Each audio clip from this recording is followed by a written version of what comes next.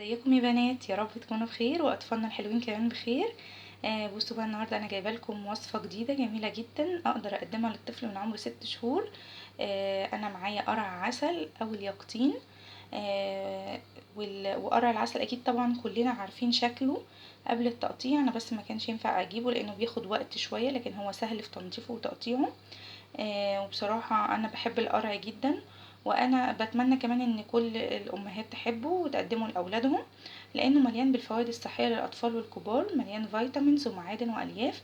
عشان كده أفضل وقت لوجبة القرع للأطفال هو العشاء قبل ما ينام، عشان بينظم حركة الأمعاء وبيسهل الهضم للطفل، وبيبقى كمان بيقي من الإمساك والألياف اللي فيه بتدي الطفل إحساس بالشبع وسعرات حرارية عالية، فبينام كويس جدا وبعمق، ما يفضلش يزقزق معايا طول الليل. كمان بيقوي جهاز المناعة وبيقي من نزلات البرد. كل ده في اليقطين بالظبط كده. طب انا هقدر اقدم قرع العسل ازاي للطفل؟ انا جبت قرعايه كبيره نضفتها، وبالمعلقه كده شلت البذور اللي بتبقى من جوه وقشرتها، ومعايا مشمش برضو منتشر اليومين دول جدا في السوق.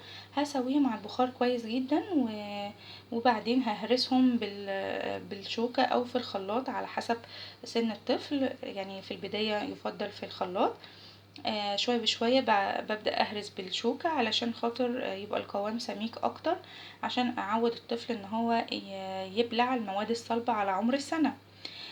دي وصفتنا النهاردة، بس انا عايزة اقول لكم كده نصيحة مهمة جدا. آه، يعني في ناس هتقول طب انا هجيب القراية هعمل بيها ايه؟ هعمل منها وجبة للطفل وخلاص؟ انا ما عنديش افكار او مقترحات ان انا اعمل بيها وجبات تانية للكبار او للاطفال. انا هقول لكم شوية يعني افكار كده للقرع. مجرد بس انا هقول اسم الفكرة او اسم الوصفة، وانتوا لو حابين بعد كده ممكن يعني يبقى في شرح ليها، مفيش اي مشكلة. بس يعني افكار جميله جدا نقدر نقدمها في اي وقت للكبار وللاطفال. بالنسبه للكبار انا شخصيا بحب مربى قرع العسل جدا، رائعه. في كمان قرع عسل بالبشاميل حلو هايل جدا، انا عايزه اقول لكم الاطفال بتحبه جدا. من بعد عمر السنه اقدر اقدم كل ده. ده بالنسبة للأطفال، والكبار طبعا يقدروا ياكلوا منه. مهلبية قرع العسل حلوة قوي، كيكة قرع العسل، عصير قرع عسل، شوربة قرع عسل، كل ده أنا بقدر أعمل منه بستخدم فيه قرع العسل. ممكن كمان للأطفال من عمر 6 شهور زي ما أنا عاملة كده دلوقتي، قرع عسل مع مشمش أو مع تفاح أو مع بلح أو مع بطاطس أو مع بطاطا.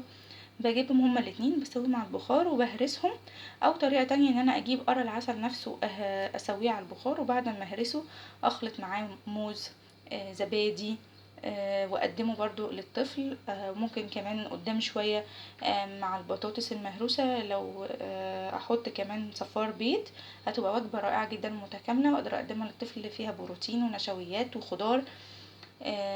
رائع جدا. على فكرة كمان ممكن اجيب القرع لو هي كبيرة قوي، انا ممكن افرزها واستخدمها في اي وقت من الاوقات، بطلعها بستخدمها عادي جدا كأنها لسه جايه حالا. كفايه عليكم كده النهارده، ونصيحه مني بجد تجربوها مش هتندموا خالص، وبألف هنا وشفا. ولو عجبكم الفيديو دوسوا سبسكرايب او اشتراك للقناه عشان يوصلكم الفيديو الجاي. باي باي.